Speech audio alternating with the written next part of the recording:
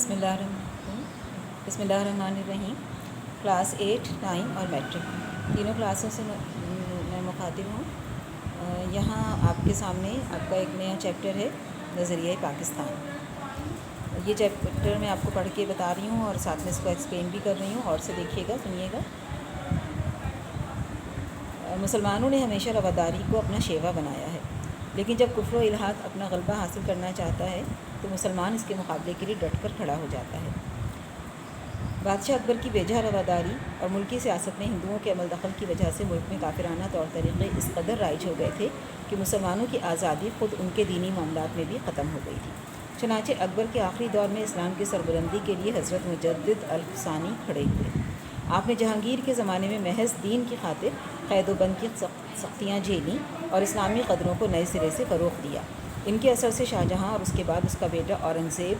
دین کا خادم بنا، لیکن اورنگزیب کے بعد ہی اس کے بیٹوں کے باہمی نفاق اور کمزوری کی وجہ سے مغلیہ سلطنت کا زوال شروع ہو گیا۔ مرہٹوں اور ہندوؤں کے کئی گروپ نے سر اٹھایا، انگریزوں نے اپنے قدم جمائے اور ملک میں انتشار پھیل گیا۔ لیکن ایسے گئے گزرے حالات میں بھی قوم کو فروغ دینے اور اسلام کو سربلند کرنے کے لیے میسور کے سلطان حیدر علی اور اس کے بیٹے سلطان ٹیپو نے ہندوؤں اور انگریزوں کا مقابلہ کیا، بلکہ افغانستان، ترکی اور پھر فرانس کو بھی اپنے ساتھ شامل کرنے کی کوشش کی، لیکن ملک کے دوسرے سرداروں نے ساتھ نہیں دیا اور انہیں کامیابی حاصل نہ ہو سکی۔ یہ میں نے ایک پیراگراف پڑھا آپ کے سامنے، اب میں اس کی وضاحت کر رہی ہوں۔ یہاں مصنف ڈاکٹر غلام مرتضیٰ خان یہ بتا رہے ہیں کہ مسلمان ایک ایسی قوم ہے جنہوں نے ہمیشہ دوسرے مذاہب کے ماننے والوں کے ساتھ بھی بہت اچھا سلوک کیا۔ رواداری کے معنی ہیں فراخ دلی، کشادہ دلی، یعنی بڑا دل رکھنا، دوسروں کے عقائد اور نظریات کو جو ہے وہ یعنی اس کے خلاف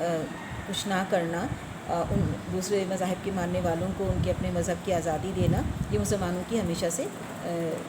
طریقہ رہا، عادت رہی۔ ہندوستان پہ انہوں نے تقریباً 700 سال تک حکومت کی، لیکن کبھی انہوں نے ہندوؤں کو یا سکھوں کو یا کسی اور مذہب کے ماننے والوں کو کے اوپر زبردستی نہیں کی کہ وہ اسلام قبول کریں یا اپنے مذہب سے ہٹ جائیں۔ لیکن اس کے ساتھ ہی یہ بھی بات ہے کہ جب کبھی ایسا ہوا کہ کافروں نے یا ان لوگوں نے کہ جنہوں نے اسلام قبول کرنے کے بعد دوبارہ ملحد ہو گئے، یعنی کہ دوبارہ اپنے پرانے مذہب پر چلے گئے، جس کو کہ ہم کہتے ہیں الحاد، کہ ایک مذہب اسلام کو قبول کرنے کے بعد دوبارہ اپنے مذہب پہ واپس چلے جانا، تو جب کبھی ایسی کافرانہ طاقتوں نے، کفر نے کوشش کی کہ وہ اپنا غلبہ حاصل کر لیں، یعنی کہ غالب آ جائیں مسلمانوں کے اوپر، دین اسلام کو ختم کرنے کی کوشش کریں، تو پھر مسلمان جہاد کے لیے تیار ہو جاتے ہیں، یعنی کہ مقابلہ کرتے ہیں، اپنی جان مال ہر طرح سے ایسی چیزوں کے خلاف وہ جہاد کرتے ہیں۔ جیسے کہ یہاں انہوں نے مثال دی ہے مصنف نے کہ جب ہندوستان میں اکبر بادشاہ کی حکمرانی تھی، جلال الدین اکبر بادشاہ تھا، تو وہ اگرچہ بہت طاقتور حکمران تھا، لیکن ایک اچھا مسلمان نہیں تھا۔ اس نے اپنے سیاسی اور تمام انتظامی معاملات میں ہندوؤں کو بہت زیادہ شامل کیا، ان کو اپنے ساتھ رکھا اور ہر معاملے میں ان کے مشورے اور ان کی رائے کو اہمیت دی جانے لگی، جس کا نتیجہ یہ ہوا کہ آہستہ آہستہ اسلام جو ہے وہ ختم ہونے لگا اور اس کی جگہ ہندوانہ طور طریقے رائج ہونے لگے۔ ایسے میں جب اس کا آخری دور چل رہا تھا تو حضرت مجدد الفسانی جو ایک بہت بڑے عالم دین ہیں، وہ اٹھے اور انہوں نے جہانگیر یعنی اکبر کے دور میں، پھر اس کے بعد اس کے بیٹے جہانگیر کے دور میں ان تمام جو اکبر نے دین الہی ایجاد کیا تھا، نیا مذہب بنایا تھا، مسلمان اسلام اور ہندو مذہب کو ملا کر اس کے خلاف جہاد کیا اور اپنے مختلف طریقوں سے اس نئے دین کو اس نئے مذہب کو ختم کرنے کی کوششیں کی، جس کے نتیجے میں ان کو قید میں ڈال دیا گیا، ان کو جیل بھیج دیا گیا، مگر وہ اپنے مشن پر قائم رہے، اپنے شاگردوں کے ذریعے اپنے کام کو سر انجام دیتے رہے، جس کا نتیجہ یہ ہوا کہ جہانگیر کے بعد جب اس کا بیٹا شاہجہاں اور اس کے بعد اورنگزیب بادشاہ بنے، تو انہوں نے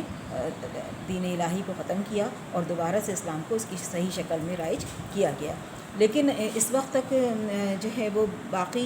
معاملات ہندوستان کے بہت ख़राब ہو چکے تھے. جیسے کہ یہاں پر ایک قوم تھی جو کہ مرہٹا کہلاتے تھے, یہ ہندو تھے, انہوں نے سر اٹھایا, اور مسلمان چونکہ آپس میں بہت زیادہ کہنا چاہیے کہ ان کے درمیان اختلافات ہو گئے تھے, حکومت حاصل کرنے کے لیے لڑائی جھگڑے, قتل و غارت گری اور دیگر خرابیاں ان کے اندر پیدا ہو گئی تھیں, جس کی وجہ سے ہندوؤں کو جو ہے وہ زیادہ موقع ملا. انگریزوں نے بھی ہندوستان میں اپنے قدم جمائے, اور اس طرح سے رفتہ رفتہ مسلمانوں کی جو حکومت تھی ہندوستان پر وہ کمزور پڑتے پڑتے بالآخر وہ وقت آ گیا کہ جب مکمل طور پہ انگریزوں نے ہندوستان پر اپنا قبضہ جما لیا. لیکن اس طرح کے حالات میں بھی ایک ریاست تھی جس کا نام میسور تھا, یہاں کا کہ جو حکمران تھے سلطان حیدر علی اور ان کے بیٹے سلطان ٹیپو نے آخری دم تک ہندوؤں کا اور انگریزوں کا مقابلہ کیا, ان کے ساتھ جنگ لڑی اور شہادت حاصل کی. اسی دور میں جو ہے وہ ان لوگوں نے یہ بھی کوشش کی کہ افغانستان, ترکی جو کہ اسلامی ممالک تھے ان کی مدد حاصل ہو جائے, لیکن انہوں نے نہیں اس وقت ہندوستان کے مسلمانوں کی مدد کی. پھر فرانس جو کہ غیر مسلم ملک تھا اس کو بھی شامل کرنے کی کوشش کی, وہ بھی انہوں نے بھی ساتھ نہیں دیا, جس کی وجہ سے جو ہے وہ مسلمان انگریزوں کو ہندوستان سے نکالنے اور ہندوؤں کو جو ہے وہ ان سے نجات حاصل کرنے میں کامیاب نہیں ہو سکے.